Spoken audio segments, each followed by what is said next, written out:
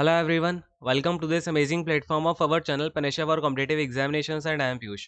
तो आपके सामने है ये क्वेश्चन और ये क्वेश्चन यहाँ पर डाउट में पूछा गया था टेलीग्राम चैनल पे। आरवी ने ये क्वेश्चन पूछा हुआ था। तो देखो ये क्वेश्चन आई थिंक आपका सीपीओ 2019 में आ चुका है एज आई रिमेंबर। एंड यहाँ पर ये जो क्वेश्चन है ना, क्वेश्चन काफ़ी बढ़िया है, इसलिए ये क्वेश्चन मैं आपको यहाँ पर डिस्कस करा रहा हूँ, क्योंकि जो भी बढ़िया क्वेश्चंस होते हैं मैं चाहता हूँ कि आप सभी के सभी उन क्वेश्चंस को एक बार देखो। अच्छा एक काम करना, इस वीडियो को सबसे पहले तो आप पॉज करो और पॉज करने के बाद ये क्वेश्चन को आप खुद से ट्राई करो, ठीक है ना। आपका क्या आंसर आ रहा है क्या नहीं आ रहा है देखते हैं फिर, ठीक है। और कमेंट करके बताना जिसका भी फर्स्ट टाइम में सॉल्व करके आंसर आ जाए, ठीक है। अब काफ़ी बढ़िया क्वेश्चन है, इस क्वेश्चन का मैं आपको पूरा कॉन्सेप्चुअल मेथड भी बताऊंगा कि यहाँ पर आपको क्या कॉन्सेप्ट वगैरह यूज हो रहा है। इसके अलावा ना इसका आप एक शॉर्ट रिजल्ट जो है, सबसे बड़ी बात यह है कि इसका जो शॉर्ट रिजल्ट आएगा वो आप याद रख सकते हो, क्योंकि आगे अगर ऐसा कुछ क्वेश्चन रिपीट होता है, ताकि आप इस क्वेश्चन का जो रिजल्ट आएगा ना वो आपके लिए बहुत ही इंपॉर्टेंट होगा। उसे आप कहीं भी अप्लाई करके उसका आप फटाफट से, कभी भी आपके सामने ऐसा क्वेश्चन अगर आगे आता है तो उसका क्वेश्चन आप 2 सेकंड के अंदर निकाल पाओगे उसको, ऐसे क्वेश्चन का आंसर है ना, अगर आपने वो रिजल्ट को अपने माइंड में फीड कर लिया, ठीक है। चलो खैर देखते हैं इस क्वेश्चन का पूरा सॉल्यूशन। अच्छा ये क्वेश्चन है वैसे आपका 3 से 4 मेथड से हो जाएगा, लेकिन जो सबसे ज्यादा एफिशिएंट और कॉन्सेप्चुअल मेथड है, यानी कि जो सबसे ज्यादा बच्चों को समझ में आ जाएगा इजीली, जो मेथड आपको वही मैं यहाँ पर बताने वाला हूँ। बाकी के 2-3 मेथड आ रहे हैं वो भी मैं आपको बता दूंगा, रिजल्ट तो आपको बताऊंगा इसी, ठीक है ना। तो आई होप कि आपने ट्राई किया होगा पॉज करके, अगर नहीं किया है ना तो एक फटाफट से कर लो, नहीं तो माता रानी पाप दे देगी, ठीक है ना। चलो अब देखो यहाँ पर शुरू करते हैं इस क्वेश्चन को। क्या बोल रहे हैं हमारे सामने कि एक ट्राइंगल अपने पास एबीसी है। तो फटाफट से क्या करेंगे, हम एक ट्रायंगल को बना लेते हैं, इसको थोड़ा सा ऊपर लेके जाएंगे और ये जरा फालतू की चीज़ों को हटाते हैं। चलिए यहाँ पर एक ट्रायंगल एबीसी बना लेते हैं ना, ये अपना मैंने बनाया आपका ट्रायंगल एबीसी। अच्छा ये सी एंगल आपका 90 डिग्री है, तो एक एंगल हम यहाँ पर 90 डिग्री के लिए भी छोड़ देते हैं, है ना।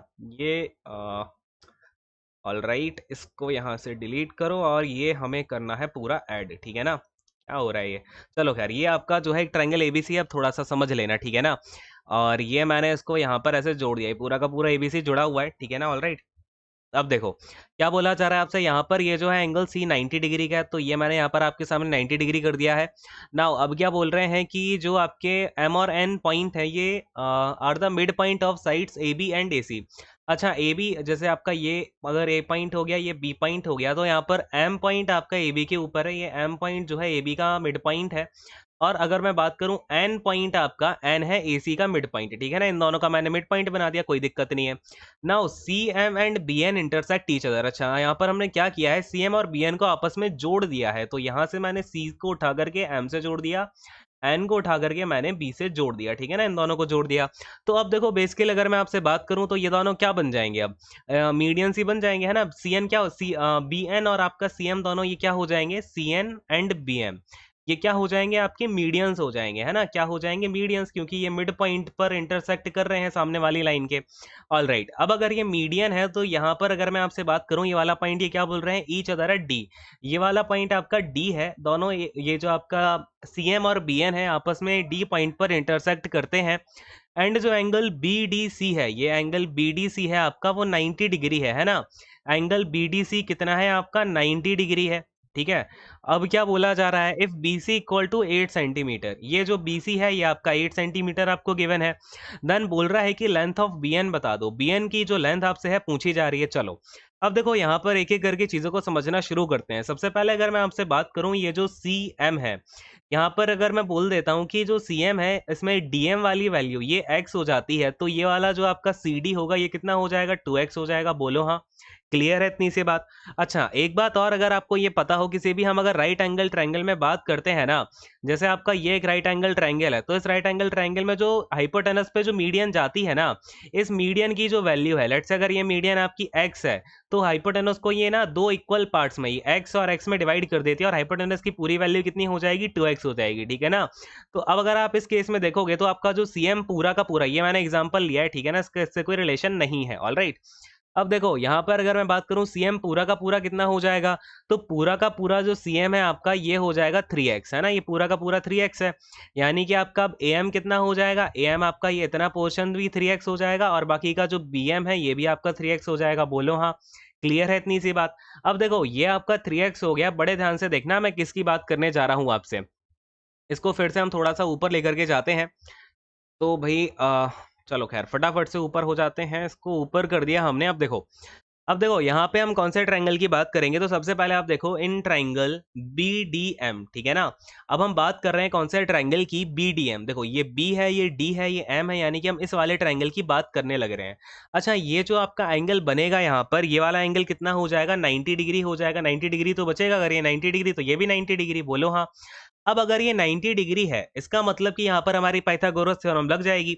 अगर हम यहाँ पर पाइथागोरस थ्योरम लगाते हैं तो ये जो आपका BM है, ये BM क्या हो जाएगा, हाइपोटेनस होगा ना, तो BM का स्क्वायर इक्वल टू में क्या हो जाएगा आपका, BM का स्क्वायर इक्वल टू में ये जो आपका DM का स्क्वायर प्लस का BD का स्क्वायर। ऑल राइट, ये होगा कि नहीं होगा। मुझे पता है BM कितना है, 3x है, यानी कि 3x का square 9x square equal to में DM कितना हो जाएगा आपका, DM है x, तो x स्क्वायर प्लस में है अपना BD स्क्वायर। यहाँ से मेरा जो BD स्क्वायर है ये कितना निकल करके आ जाएगा, 8x स्क्वायर आ जाएगा। बोलो हाँ, आएगा कि नहीं आएगा। तो BD स्क्वायर कितना हो गया अपना, 8x स्क्वायर, यानी कि जो BD है, BD इक्वल टू कितना हो जाएगा, x under root 8। It means equal to में 2√2x मैं से बोल सकता हूँ कि नहीं बोल सकता हूँ, बोलो हाँ। तो BD मेरा कितना हो गया, 2√2x हो गया। क्लियर है इतनी सी बात। अब देखो ये जो BD इतना सा जो पोर्शन है ना, जो मैंने ऐसे ऐसे आपके सामने बिल्कुल करली करली कर दिया है, ये अगर मेरा 2√2x हो गया, मुझे पता है कोई भी मीडियन आपस में जब इंटरसेक्ट करती हैं तो वो पॉइंट कौन सा होता है आपका, ये आपका पॉइंट सेंट्रॉइड है। बोलो हाँ। और सेंट्रॉइड क्या करता है, मीडियन को 2:1 के रेशियो में डिवाइड करता है ना। तो यानी कि अगर ये वाला पोर्शन आपका 2 है तो ये वाला पोर्शन 1 होगा। तो अगर ये वाला पोर्शन 2√2x है तो ये वाला पोर्शन कितना हो जाएगा, √2x हो जाएगा। बोलो हाँ, होगा कि नहीं होगा। तो ये जो अपना DN है, यानी कि ये जो DN है, ये DN कितना हो जाएगा, √2x हो जाएगा। बोलो हाँ, क्लियर हो रही है इतनी सी बात। अब देखो DN मेरा निकल के आ गया √2x। अब ये कहानी जो BN है, BN पूरा का पूरा मुझे x के टर्म में तो पता चल गया। अब मुझे क्या करना पड़ेगा, x की वैल्यू निकालनी पड़ेगी। अब देखो, अब मैं आपसे किसकी बात करूंगा, मैं ट्राइंगल BCD की तरफ चलता हूँ। क्यों चलूंगा, क्योंकि मुझे यहाँ पे ना ये पता है कि जो BC है इसकी वैल्यू 8 है। अब ट्राइंगल BCD में जो अगर हम पाइथागोरस थ्योरम लगाते हैं तो CD का स्क्वायर प्लस का BD का स्क्वायर इक्वल टू में क्या हो जाएगा, BC का स्क्वायर हो जाएगा। बोलो हाँ, नहीं हाँ कि होगा कि नहीं होगा, फटाफट से, ठीक है ना। चलो, अब देखो ये जो CD है, CD को आप ध्यान से देखो तो ये हमने कितना देखा हुआ है, 2x है यहाँ पर ये अपना। तो 2x का स्क्वायर कितना हो जाएगा, 4x स्क्वायर प्लस का BD देखो भाई, BD कितना है अपना, BD मुझे पता है यहाँ पर मेरा 2√2x है। 2√2x का होल स्क्वायर करोगे 8x स्क्वायर आ जाएगा इक्वल टू में BC का स्क्वायर, यानी कि 8 का स्क्वायर कितना, 64 है। तो 12x स्क्वायर इक्वल टू में 64, ये आ गया है। तो अगर मैं यहाँ से बात करता हूँ x कितना आ जाएगा, तो x इक्वल टू में √64/12 आ जाएगा कि नहीं आ जाएगा, बोलो हाँ। 64 का रूट करोगे 8 आ जाएगा, 12 का रूट करोगे तो कितना आ जाएगा, 2√3 आ जाएगा ही नहीं आ जाएगा, बोलो हाँ फटाफट से। तो यहाँ पर जो x की वैल्यू है वो कितनी आ गई है, 8 अपॉन का 2√3। और अगर मैं से बोलना चाहूँ ये 8 है क्या आपका, ये है क्या अपना BC ही तो है ना। तो BC अपॉन का 2√3 आ गया, x आ गया कि नहीं आ गया, बोलो हाँ। जल्दी से बताओ फटाफट से, समझ में आ रहा है नहीं आ रहा है, फटाफट से कमेंट करके बताना है हाँ भाई सारी चीजें जो है आपको समझ में आ गई हैं, है ना। चलो, अब देखो हमें निकालना क्या था, BN निकालना था। BN इक्वल टू में अपना कितना हो जाएगा, BN की तरफ जरा आते हैं फटाफट से थोड़ा सा। देखो BN अपना कितना हो जाएगा, 2√2 ये है और आपका √2 ये है, यानी कि 3√2x हो जाएगा ना, 3√2x हो जाएगा आपका BN। क्लियर है इतनी सी बात। तो BN की वैल्यू हो गई है आपकी 3√2x। अब देखो यहाँ पे BN इक्वल टू में 3√2 इंटू में x की वैल्यू हम क्या डाल देंगे, 8 अपॉन का 2√3, है ना। तो अब देखो √2 से आपका ये हम √2 से कैंसिल नहीं करेंगे, इसको 2 से 4 टाइम्स कर देते हैं।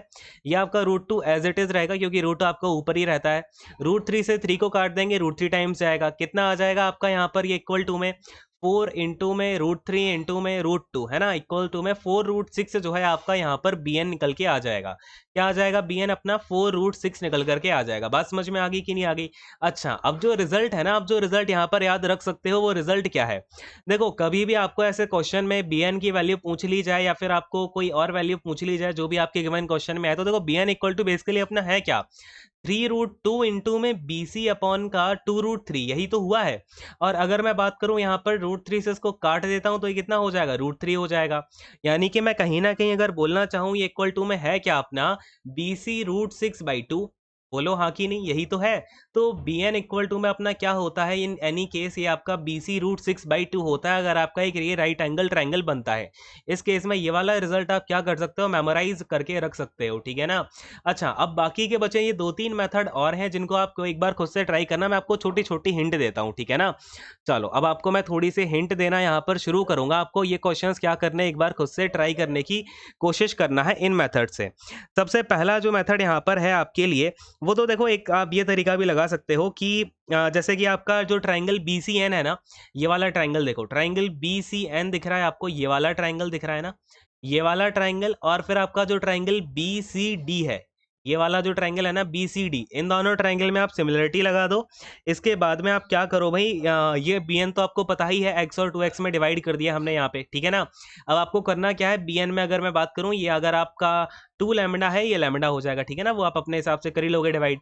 फिर आपको क्या करना है, इन दोनों को आप सिमिलरिटी लगा देना इन दोनों ट्राइंगल में, तो भी आप यहाँ से निकाल सकते हो सिमिलरिटी लगा करके।